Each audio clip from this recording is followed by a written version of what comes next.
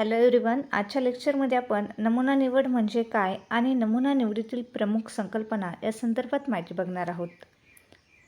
सुरुवातीला नमुना निवडचा अर्थ बघूया. तर नमुना निवड म्हणजे जनसंख्याचे योग्य प्रतिनिधित्व करणारे जनसंख्याचे एकक होय. त्याचबरोबर नमुना निवड म्हणजे संपूर्ण समूहाची किंवा जनसंख्येच्या एका विशिष्ट भागाची चाचणी होय. थोडक्यामध्ये आपण या ठिकाणी सांगू शकतो की ज्यामध्ये संशोधन विषयामध्ये समाविष्ट असलेल्या संपूर्ण लोकसंख्येमधून जेव्हा काळजीपूर्वक संपूर्ण वैशिष्ट्ये असलेल्या एखाद्या घटकाची निवड केली जाते त्याला नमुना निवड असे म्हटले जाते. बघूया नमुना निवडीची व्याख्या बघूया. समाजशास्त्र शब्दकोश यामध्ये नमुना निवडीची खालीलप्रमाणे व्याख्या देण्यात आलेली आहेत. एका निश्चित संख्येमध्ये व्यक्ती, व्यष्टी किंवा निरीक्षणास एका विशिष्ट जनसंख्येतून काढण्याची प्रक्रिया किंवा पद्धती वा अध्ययनाच्या हेतूने एका जनसंख्येतून एका भागाची निवड म्हणजे नमुना निवड पद्धती होय. नमुना निवडीतील वेगवेगळ्या संकल्पनांची माहिती आपण बघणार आहोत. त्यापैकी पहिली संकल्पना आहेत जनसंख्या. यालाच पॉप्युलेशन असे म्हटले जाते. नमुना हा विश्व किंवा जनसंख्येतून निवडण्यात आलेला भाग असतो. विश्व किंवा जनसंख्या हे शब्द विशिष्ट अर्थाने वापरले जातात. विशिष्ट अध्ययनात काही निश्चित वैशिष्ट्ये असणाऱ्या वेगवेगळ्या गोष्टींचा समावेश केला असतो. यामध्ये सर्व प्रकारच्या वस्तू, व्यक्ती, घटना, प्रतिक्रिया यांचा समावेश केला असतो आणि यालाच संख्याशास्त्रीय नाव देण्यात आलेले आहेत, विश्व किंवा जनसंख्या. जनसंख्येचे जर आपण या ठिकाणी उदाहरण बघितले तर ज्या समूहाचे आपल्याला वर्णन करायचे असेल त्याला जनसंख्या म्हटले जाते. उदाहरणार्थ शहरातील सर्व डॉक्टर असू शकतात, कॉलेजमधील सर्व विद्यार्थी असू शकतात. पुढची संकल्पना आहे निश्चित. जनसंख्येचा अभ्यास करत असताना त्यामध्ये दोन घटक आहेत महत्त्वाचे, ते म्हणजे निश्चित आणि अनिश्चित. शब्दकोशातील फिनिटचा अर्थ होतो मर्यादित जनसंख्या. हे निश्चित आहेत असं आपण ज्यावेळेस म्हणतो त्यावेळी जनसंख्येतील घटकांची संख्या निश्चित असते.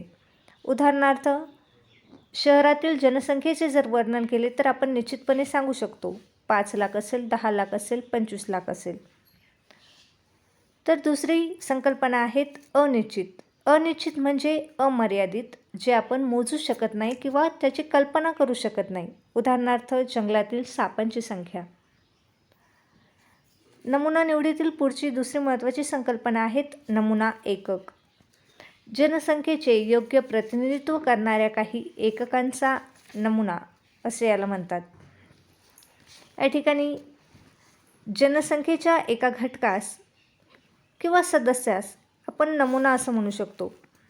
जनसंख्येतून निवडलेल्या काही एककांच्या म्हणजे नमुन्यांच्या पाहणीवरून त्या संशोधनाची जी काही समस्या असेल त्या समस्येसंदर्भात योग्य प्रकारचे निष्कर्ष त्या ठिकाणी काढता येतात. नमुना अर्थ. नमुना म्हणजे अनेकातून निवडलेला एक भाग. जनसंख्येतून नमुना घेऊन उरलेली सर्व जनसंख्या त्या नमुन्यासारख्या आहेत हे सिद्ध केले जाते. या नमुनालाच सॅम्पल असे म्हटले जाते. नमुना म्हणजे काय तर याची एक व्याख्या देण्यात आली आहे. गुड आणि हॅट या तज्ज्ञांनी व्याख्या सांगितली आहे. नमुना त्यातील नावाप्रमाणेच एका विस्तृत समूहाचा लघु प्रतिनिधी आहे. या ठिकाणी आपण पूर्ण जनसंख्येचा अभ्यास करण्यापेक्षा त्या ठिकाणी काही विशिष्ट घटकाची निवड करतो. एखादा प्रतिनिधी स्वरूपात त्या ठिकाणी घटकाची निवड करून त्याचा अभ्यास केला जातो. त्याला आपण नमुना म्हणू शकतो. पुढची संकल्पना आहेत नमुना आकार. नमुना आकार म्हणजे नमुना एककातील संपूर्ण नमुन्यांची संख्या. नमुन्यांचा आकार हा पर्याप्त असावा लागतो. म्हणजे या ठिकाणी तो किती लहान असावा किंवा तो किती मोठा असावा या संदर्भात निर्णय घेणे महत्त्वाचे असते. नमुन्यांच्या योग्य आकाराचा जर आपण या ठिकाणी विचार केला तर त्याचा संदर्भ हा तंतोतंतपणा, वेळ, खर्च आणि तपास कार्य म्हणजेच आपल्याला जे काही माहिती मिळवायची आहेत त्या सर्व घटकांशी तो संबंधित असतो. या ठिकाणी होणारा जो काही खर्च असेल त्या संशोधनासंदर्भात, तो खर्च वाचवण्याच्या दृष्टिकोनातून नमुन्याचा आकार हा लहान असावा.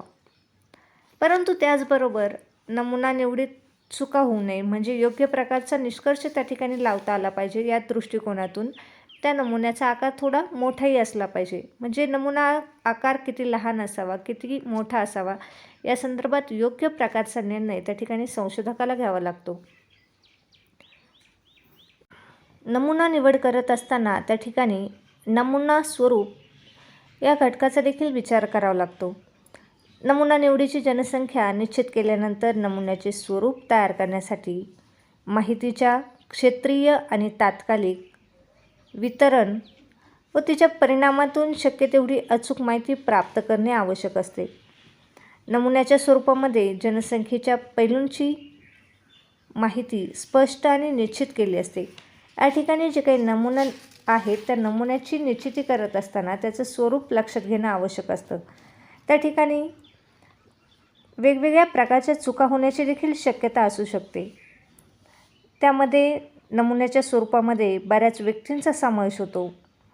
या ठिकाणी काही प्रसंगी ज्या व्यक्तींची नमुना म्हणून निवड व्हायला पाहिजे, काही प्रसंगी अशा व्यक्तींची निवड होण्याऐवजी दुसऱ्याच व्यक्तींचा समावेश त्या ठिकाणी नमुना निवडीमध्ये केला जातो.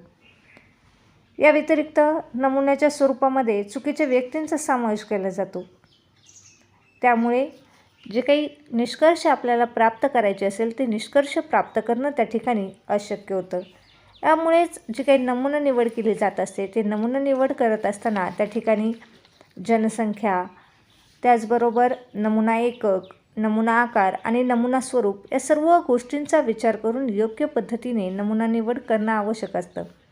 अशा पद्धतीने आजच्या लेक्चरमध्ये आपण नमुना निवड म्हणजे काय आणि नमुना निवडीमध्ये येणाऱ्या ज्या काही वेगवेगळ्या संकल्पना आहेत त्या संदर्भात माहिती पाहिली. थँक्यू.